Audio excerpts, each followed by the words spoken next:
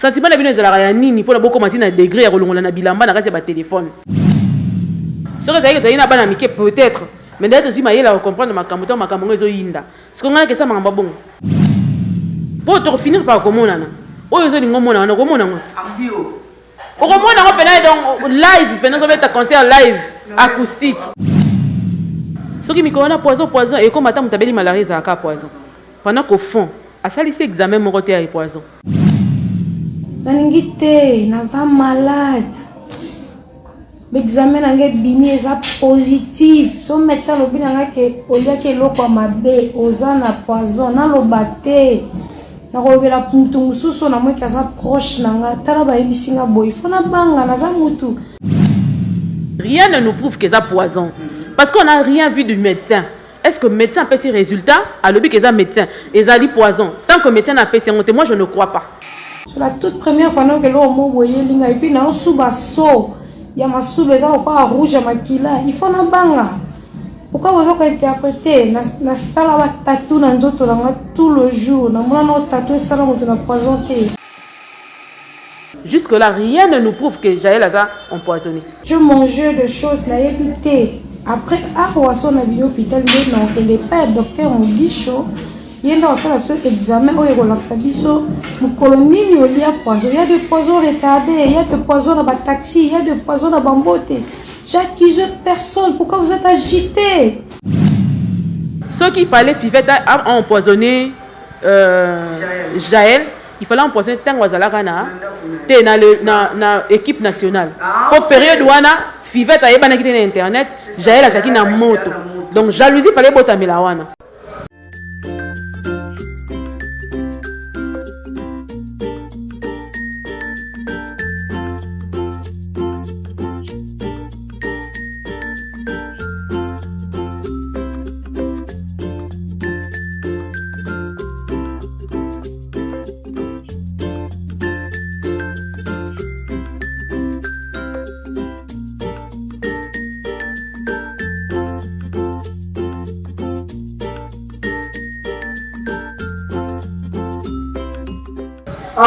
Bonjour, bonsoir, ça dépend de l'heure à laquelle vous allez retrouver. C'était là seulement à Essa Gaillard, autrement dit l'interprète de la presse congolaise. Moi, c'est mis sur 5 heures d'internet. Je vous salue déjà depuis partout dans le monde. Mon boss. Merci beaucoup. Tout là seulement. Merci Nairano qui a adoré la caméra qui est à Bodingo. Moi, chérie, je t'aime tellement tant. Je dis un grand merci à Tania Baoso, ma copine chérie, ma consoeur.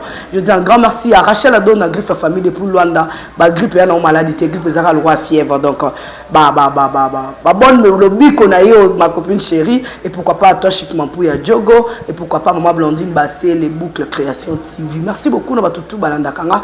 Sandrine Bebonga, depuis quelque part, Bambo Tébé, Nayo. Bambo Tébé, na vrai, c'était là, ce moment. Bon, mon attitude n'a pas Moutakala et les sous. Moutakala et les sous. Christelle Gambelazoa qui te fanda, tous en solo sur la nayo. Christelle Gambelazoa qui te fanda parce que oh les émissions nayo, émission privilégiée pour na Christelle Gambela. Je te salue, Papa Mutombo, leader à Pembe, Papa na Darsimi Sengamotema ya Darling Love la Canona. Mamote Beno de la part, il y a Boss Michel Mbaya. Aujourd'hui, un grand merci à tout. Au bel instant, là, ce moment. Faut avoir des caméras pour ma question. Ma question, nous sommes à la plateau. Nous avons vraiment un concert. L'une de mes concerts, na combo M4, mais campé que solo. Là, ils analysent. Il y a le roi, c'était la thèse et bon, mais il y a solo là, moi, un gars bala bay facile. Bonjour MK. Bonjour, c'était là nous. Oui, ça va très bien, vous n'y êtes pas. Bien, c'était là non et ça là, déjà bien. L'activité, moi, je suis normal. Quand on a une ensemble, ça bon. Vraiment bon. Là, on a PC merci. Merci beaucoup. Tolali Tolamou qui aime aux arrêts d'internet. Donc, on fait internet parce que fait internet, ça va faire. Ben, on l'a ça ramène plus. Mais donc, du moins, aux alliés chroniqueuses, il y a plein de gens qui apprécient des gens comme ça. On sait là au monde internet, c'est ok. Tolali Tolamou qui te monu Christelle Gambela mutakalisé. Après qu'on a mutakalisé, lobby bien. Les oui. Tout le monde a signé pardon. Désolé, a signé communauté chrétienne Mobimba. Pardon, quant à vous. Bon, on a banana pardon, hein. Bon, on a yasko zoapena vif du sujet. Il y a des bossons dans le banana nous. Oui, mais pas tout ça pardon, mais il faut pas ça rappeler ma béming. Pardon comment on vit na bango. moto azana ayebi valeur ya pardon eza moto alingaka kosenga ngo mingi te po ayebi keza epezaka moto ana pardon facile keba pa koza pe na ba bêtise facile yango na le premier point par rapport à pardon deuxième point par rapport à pardon eza que tokolimbisa yo est-ce que soni olatisi biso wana opprobre wana est-ce que elongwa te est-ce que ba vidéo ne s'effacer na ba mito ya bato na bato est-ce que ayebi degré ya ko blessé à blesser bato bandimela qui est ou ba pesa qui est confiance est-ce que ce pardon là suffit pour na kolongola je ne pense pas donc yango na avant poser acte calculer ba conséquences nango avant poser yango après si on a un acte wana moi je ngai na yo to yebi l'église yebi sera biso nini abstinence avant le mariage to moni place moko te par maman Christelle abala to moni te apparemment za obala te po ba maboko nini so eza polele ngana yo to yebi ke biso ba simple bandimi to yaka loka ba fidèle ba bisera biso nini to s'abstenir yo to yoko kweyibo banyo lisambela nzambe chéri ko simbanga te pasteur alobaki baloba mais sikoyo ndenge ni ko komela mutu azopesa o liloba akoma tina degré wana po azako tuteke bakutana ngina mobali boye corps à corps mazo sala ngo iso ya ko filmer pendant ko yebike mokile baby mais tozo yebate tout me kampi ko sola MK toza ba pandisango tout me kampi ko solo la kota la vidéo wana apparemment c'est comme si annonce neka vidéo na ye ou bien mobile na yaza on la voyage amane kotinde la mobile ndo moniki eloko ani ça peut ko ipela maboko mutamala muti peut être camarade de mobile nda sali yango ozomona te que elle a demandé parce que belé et ko bimela pe ba ndenge belé ko ku fela pe téléphone même display so ekufi biloko na kati ekufa te hein so qu'est-ce ko ba bongisa ngo nde place problème ekomaka siko yango na yebisa ba master nyonso ba ninga nyonso bato nyonso ba olanda biso boya ba biloko compromettante na téléphone na so ki mutu otindeli vidéo na yo wana ningo otindeli wana soit bobomi yango so ke ezali mutu wana nde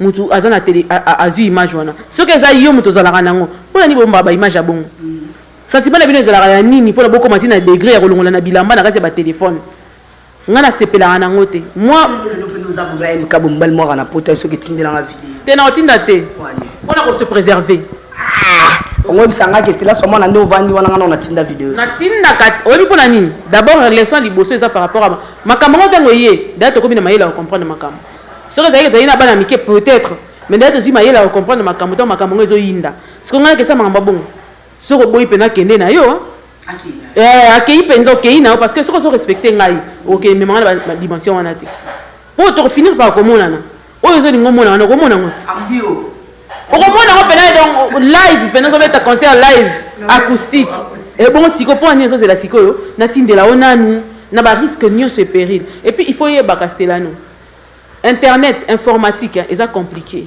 du moment où une fois otinda vidéo na yo yeba ke circuler mukomoro okokanisa mutabimisa za mutukate et que na ba site moko pornographe ba benga ba nini X ba film X et bata marakuna et ça va donner il faut y que internet et finir par corrélier mon kili mobimba ne loko moko yango la vitesse internet est même si ko ndenge base de données bomba ke le plus longtemps possible parce que sur tinda ta vidéo na ombala moko tinda ta photo na ombala moko et ba écouter la base de données tant na kanisa mangambo nga ça pas informatique na kraka na bité na tinda te et qu'on va dans la base de données et qu'on va dans la base de données pendant c'est ba serveur central la solo et ça va film X mukolo musupe ko sutu kaka boye bimi boko atsake mutu mo tindela ok tepe mutu wana te ok zana nka batu wana po ba koma ko zape ba bilongi batu mususu basi ba saleli yango na ba traitement ba photo moko bo to ba saleli yango na ba traitement ba image moko ba tie au moins insert na kati yusko so kama nini na bimi na kati ya film parce que ba serveur e bomba mangamna pour ce na rotinda te hein na lela nana kangaka mutema malamu na kangaka mutema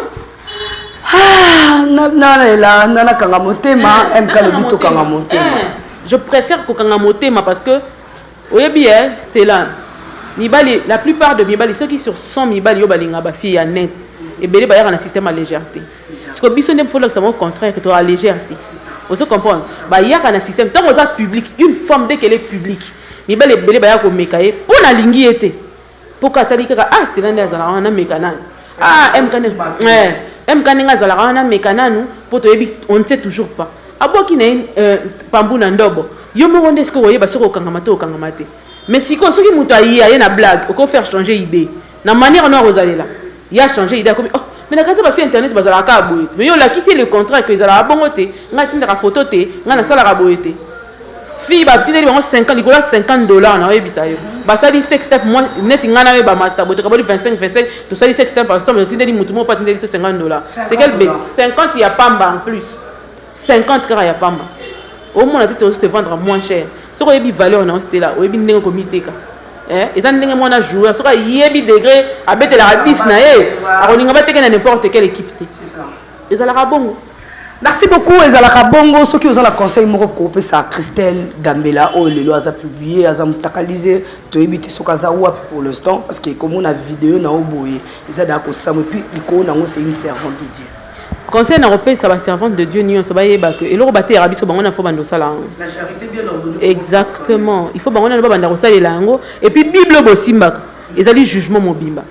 Ozo comprendre tant yo ndimi kozali omi baltisi prophétesse servante soki na nyango de Dieu wana yeba ka eza na ba charge vous mema etambola elongo na ba kombo wana tant abenga chroniqueuse nazo tamba pe na charge ba chroniqueuse na sens que pongo na ninga rutu komba ki chroniqueuse tenga ninga la benga animatrice télé. Pourquoi? Parce que na sali na télévision et puis na internet na ningo za animatrice télé et comme ma pe charge na ngonde ba finga rabiso ne ba loba na memi charge na ngo elongo. Vous comprenez? On va faire changer mon idée. Il y a que ah bah finalement ça la par rapport au comportement nango. Donc ce qu'on me mis charge ya ndimi kombo moko ndima ko ma charge nango et puis surtout ce qu'on sait la nzambe. Nzamba camarade na mutu te. Ko sait la nzambe na ba sentiment te.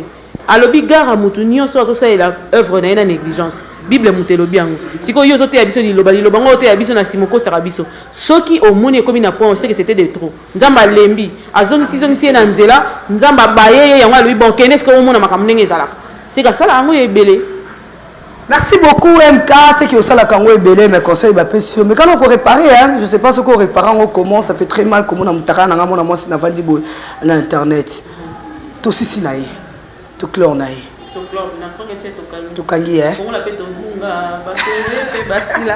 Merci beaucoup, je suis là avec MK, je vous signale déjà, elle parle trop bien, j'espère que nous abonner dans Congo TV. Sera Azolo Babia, bon, notez quand moi je dis déjà Azolo Babia, mon boss, Azolo Babia, merci. Donc, Tolali Tolamou qui est le OGL là outil Afrique du Sud, après comme on a audio au mot de la presse apostat qui a mobile Naomi, c'est Christian, le empoisonné, mais consort Naïo, maman Gucci, accusé na poison wana.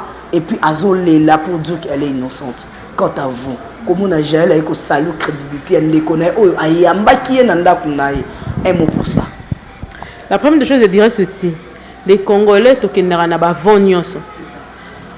Ce qui me connaît poison et comme madame tabeli malaria à poison. Pendant qu'au fond, à salissé examen mon côté à poison. Est-ce qu'à salissé examen aille la biso résultat à poison et la qui que à poison, c'est la première des choses. Pour nana kende ko juger Fivette quand il a qui est poison. Il faut qu'on commence par là. Ouais. Est-ce que à ça examen il y a poison? Examen au combo dans on parce qu'il y a ça c'est en hôpital bah il ça examen non ça. Ce qu'on appelle ce résultat bah comment examen de bah sur réponse. Donc fois quand on a ce photo dans total ça que ça vraiment examen il y a yango ngala za mona docteur naza leki docteur naza nièce docteur. Donc on comprend naza entouré de médecins donc na yebi quand même bah terme médical ne fonctionne pas. Ce qu'on a dit biso ango si masiko to bani siko ko juger jusque-là, rien ne nous prouve que Jaël a empoisonné. Parce qu'on n'a pas de preuves. On parle sur base de quoi? Vous comprenez? Toi, la preuve, il y a l'autre côté, comment on va parler? Et puis de deux, c'est choquer une personne qui t'a aidé. Et ça, pour choquer, au moins, il y a une histoire où on est passé une leçon. Mais je te dis la vérité. Tant on a signé le papier qui a empoisonné à Batouté, il y a bien empoisonné. Tu as déjà. Oh, il faut que bien mon signé papier. Oh là là. Oh, on a internet. On a empoisonné. On a profité. Vous comprenez? Mais en suivant dire il y a Fivette, apparemment c'est une personne qui a été très choquée. Il y a des bossos, il y a mis balai, et ils ont l'accès à le bon avec sincérité. Et ça passe, et le bilan, on a une analyse, Malika Mania, on a fait Simbota, ça là qui a le biboy. Ce qu'il fallait, Fivette a empoisonné Jaël, il fallait empoisonner Tangwazalakana, dans l'équipe nationale.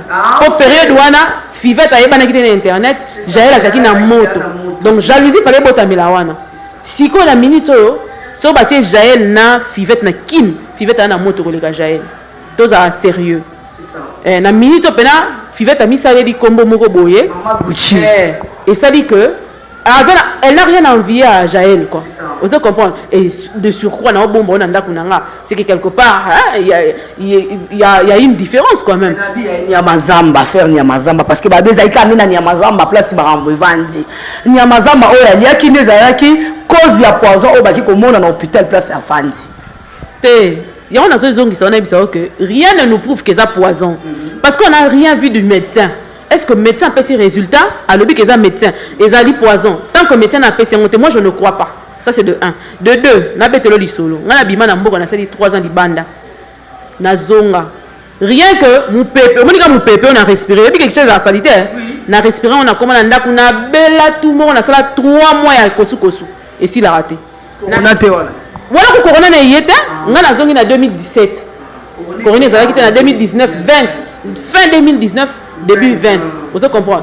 Na 2017 toute la petite sœur na ngai et comment il a commis na li poison tonini. Parce que l'atmosphère, on a forcément faire il y a quelque chose dans le côté.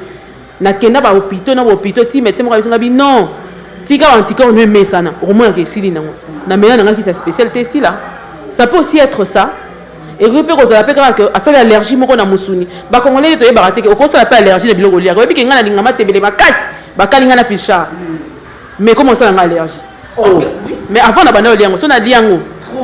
Ça va tout excès nuit non na liango troté kolero tout troté na lingango mingi mais comment ça na liango ya quantité mukiebo soki na moni passe na ba luka pa dibu passe o ba chelinga poisson c'est ça mais ça na comment na allergie à matembele pondu na lingango makasi ponga linga légumes mingi mais na comment ça na lié pondu na ça ba renvoie na soko kola la thé et tout ça là et ça allergie et ça fait koko la paix échanger à makambo ba ba bossa naka donc on va que j'ai pas colis hein et que ceux qui déjà au l'équipe trompé il y a 20 OK na 30 ans changement ezali na kati ya deux zéro kola biso to linga te ba biso au colis le 25 au colis ata 25 aux da au colat ça déjà majeur mais oui ils ont un chef d'entreprise libanda ya mboka nga ba dirigeant nga ba 25 ans cela veut dire que ceux qui se considèrent mon amuke na 30 ans c'est que non comprendre makambo te parce que normalement faut aller na vitesse ya vie pour na 30 ans mutu faut aller na mo stabilité mo boy vous comprendre mais ceux qui se considèrent comprendre bien la bendo na mama loba mukie elingo loba ke bola muzoba oyo Fivette Mayemba ça qui pas de connaître j'ai le foutier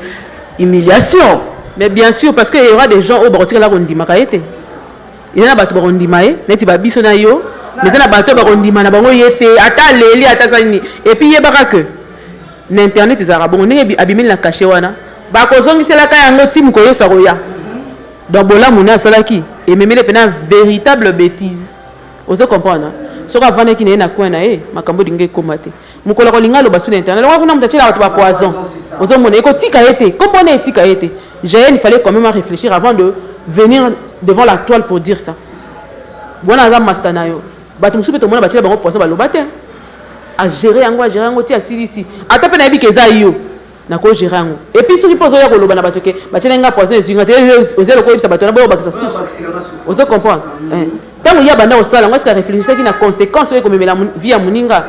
Oso comprendre parce qu'il y aura des gens qui vont jamais comprendre, ça va jamais finir pour elle. Et tu as dit bella caché na epona internet et tambola bongo. Merci beaucoup pour internet et tambola bongo, c'est là M Kandazoloba, yene mutazoloba. J'espère que OK na bino bien, a fini mutute, elle parle bien sur toucher na oya. Pour que tu aies une délure, une crash, à la rater, donc toucher papa, maman, une émission, na roya. Donc c'est un peu ça.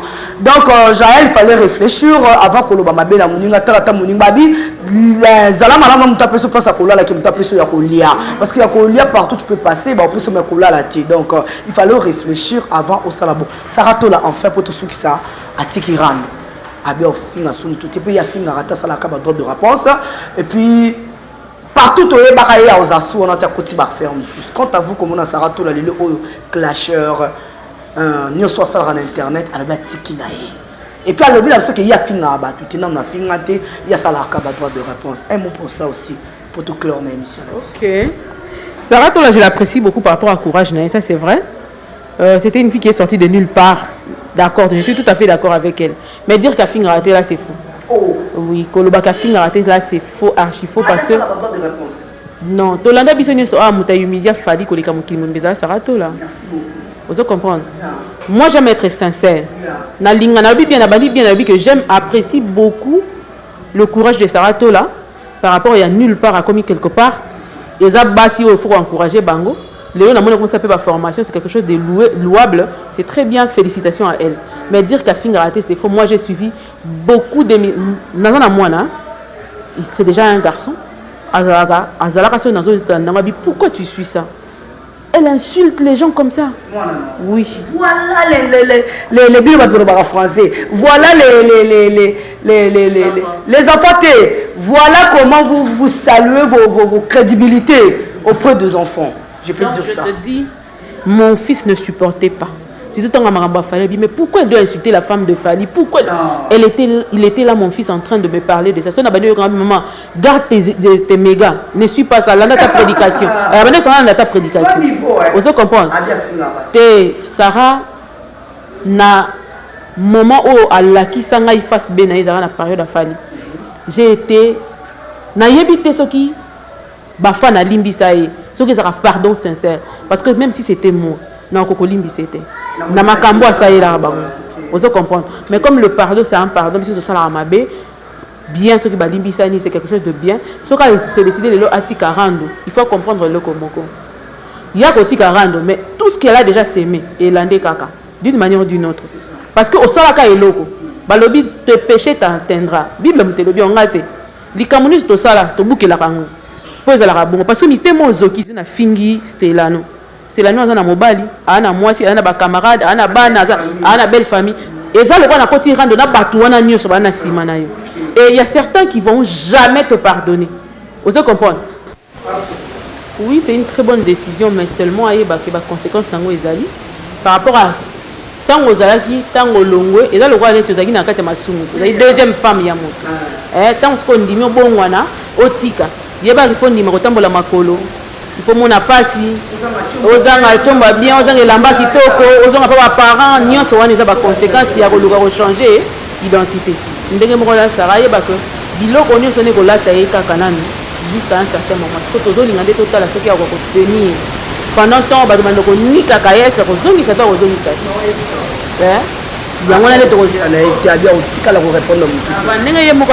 c'est vraiment une très bonne décision.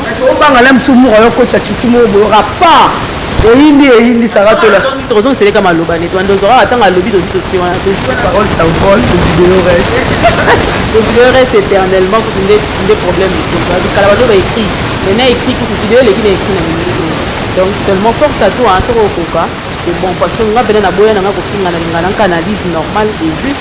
Mais ce qu'on continue à faire, on va abonner, on va diminuer. Conséquence, on va faire la orienté. On va faire aux zones qui s'atteignent. Mais ce qui va nous c'est l'encourage, c'est une bonne décision. Merci beaucoup MK, t'encourage Sarah Tola. Quant à moi, on a l'objet de Kanon Ngolo, Rando, Bébé Maman, pour parler pas de l'issue, fait Maningi. Koto Mbanda Zofinga, Mbanda Kozama B, et de ça, c'est Sarah Tola qui a Atikara. Merci beaucoup, nous sommes arrivés à la fin de notre mission. Mot de la fin, nous avons moi 3 sujets, on a pu suivre.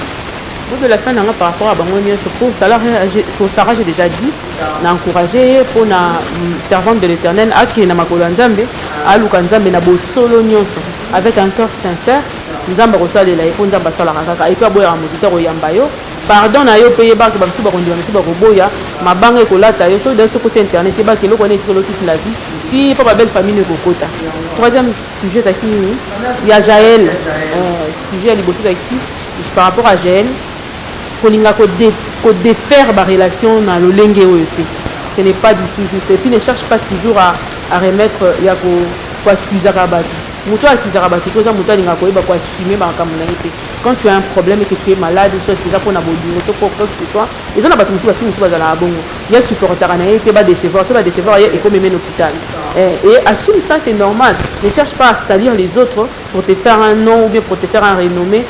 Tant que vous avez la vérité, vous avez donc et puis les amis, ça se soutient. Les amis, ça se garde les secrets.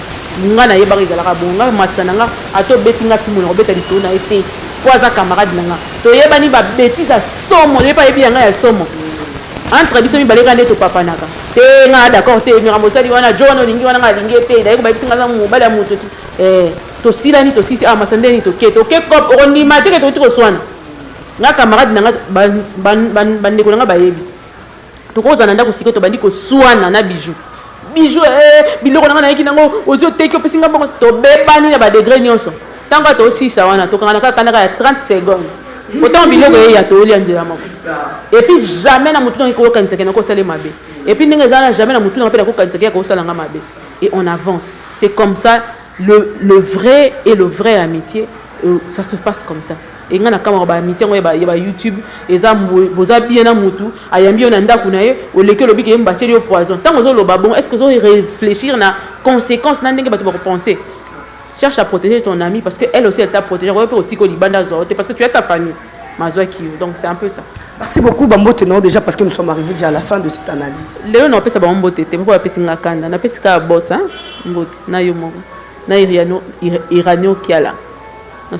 Merci beaucoup, c'était la MK que Nazaki n'a pas plateau le poto analyser moi tu vas sujet belé au continent internet. Quant à moi pour Jaël, je vais dire que Jaël directeur bikisio na Zamba soko bimi na mokili ko ba mabe na ete parce que obité la muso ozonga su na Zamba est-ce que mabe oyo sali Fivette Mayamba ba pese la ngo bikisio na Zamba pese la moto te pourtant ozonga Zamba yo katanga ko ya ozengelo ko beta zwa niveau nzete bombio na Zamba comme kate ko pese la ngo moto yo opelise li Fivette Mayamba moto soki ozongi na Zamba est-ce que le ketchoko yamba yo. Est-ce que Carmel Odia Royambayo? Est-ce que Grace Temo Royambayo? Parce que nous avons une bonne équipe nationale. Et ça lui passe. Donc, essaie un peu de revoir Mambo Loba et puis un peu raisonner, réfléchissons-nous vraiment. Quant à Sarah, je t'encourage parce que Internet est pas l'autre là. Donc c'est un peu ça. Merci beaucoup à tout l'analyse. Ce qui peut bien en condamnation, ça dépend de vous. Ce qui peut bien en analyse, ça dépend de vous. Je dis un grand merci à mon boss Michel Mbayabo, le boss le plus charismatique. Merci à tout abonné fidèle tout. Il y a chaîne Oyo. Merci à tout le monde là sur Esgaya. Mon ordre de si vous avez un manque, si vous avez un MK, vous s'abonnez, vous s'abonnez pour un MK, vous aimez, vous commentez, vous partagez, vous ça la biseau bien. Quant à nous, je dis un grand merci à Irano qui a la caméra et puis la montage. Je dis un grand merci à eux vraiment à aider les qui n'ont abimaté sa matière. Merci Yaya. Quant à moi et vous,